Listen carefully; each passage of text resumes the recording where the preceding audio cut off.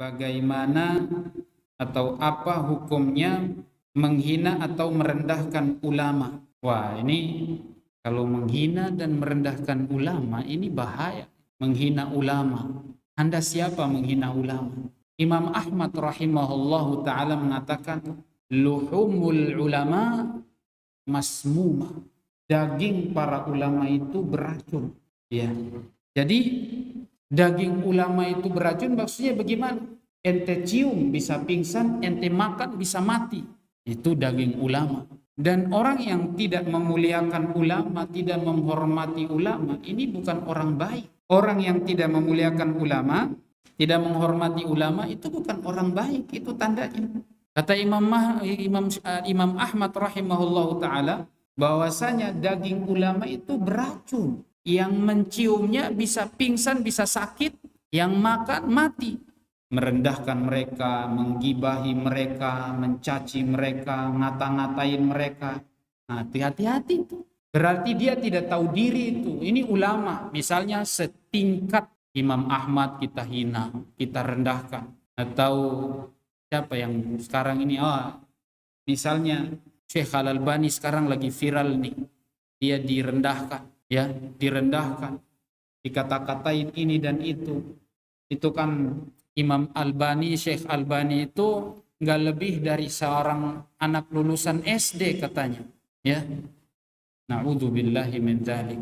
Ini orang yang merasa sok pintar, orang yang merasa sok hebat. Itu merendahkan ulama itu. Ucapan ini pantas tidak? Syekh Al-Albani itu mendapat pujian yang luar biasa dari ulama Timur Tengah. Orang Arab asli saja memuji Syekh Al-Albani yang dia ini bukan orang Arab. Ente ngomong bahasa Arab saja bengkok-bengkok, kok sok jago. Jangan merasa sepintar, sok hebat, berilmu. Karya Syekh Al-Albani itu Masya Allah silsilah sahihah, silsilah dhaifah itu berjilid-jilid. Anda sudah nulis apa? Kalau Anda baca, Anda takjub dengan usaha beliau yang luar biasa itu. Manuskripnya dia itu di masjid, di kampus Jamiah Islamiyah, di kampus kita di Madinah, itu banyak yang belum dicetak, masih dalam bentuk manuskrip. Kalau dicetak semuanya, sangat banyak sekali tulisannya. Ratusan tulisan dia yang masih belum dicetak. Dan yang dicetak ini hanya beberapa saja dan itu pun berjilid-jilid. Orang ulama ngasih pujian ke dia kok luar biasa. Saudi Arabia ngasih pujian, dapat penghargaan. Subhanallah, kok ada orang yang menghina, merendahkan. Oke lah, nggak menghina tapi merendahkan, ya, merendahkan ulama. Biasanya itu hanya orang-orang yang benci, ya. Hanya orang yang benci saja yang merendahkan, yang tidak tahu keutamaan orang yang punya keutamaan. Dalam ucapan hikmah para ulama, bahasanya la ya'riful fadl illa ahlul fadl. Gak akan mungkin orang tahu ini sesuatu punya keutamaan kecuali orang yang punya keutamaan itu. Tidak akan mungkin orang bisa mengatakan ini ahli ilmu kecuali orang yang juga ahli ilmu. Ya, kecuali orang yang juga ahli ilmu. Antum baru tahu antum sakit, betapa sengsaranya sakit kecuali kalau antum sudah sakit. Dan baru tahu betapa nikmatnya sehat jika ente sudah sakit. Nah itu, ini orang belum merasakan, berarti belum merasakan dalamnya ilmu, tingginya ilmu, besarnya ilmu itu, sehingga dia menghina dan merendahkan. Ya, subhanallah. Tanda-tanda orang yang tidak baik itu kalau lisannya tidak baik. Rasulullah mengatakan apa? La yu'minu ahadukum hatta yastaqima qalbu. Tidak akan beriman.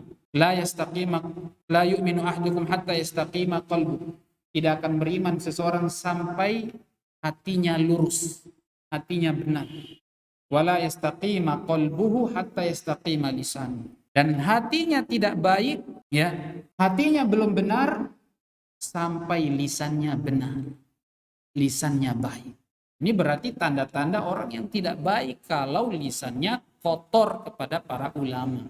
Ya, kalau Anda tidak ngambil ilmunya silakanlah, karena Anda sudah benci. Tapi kalau tahu dia berilmu, ya janganlah dengan ucapan-ucapan seperti itu. Jadi ini hanya orang-orang yang tidak tahu siapa itu ulama.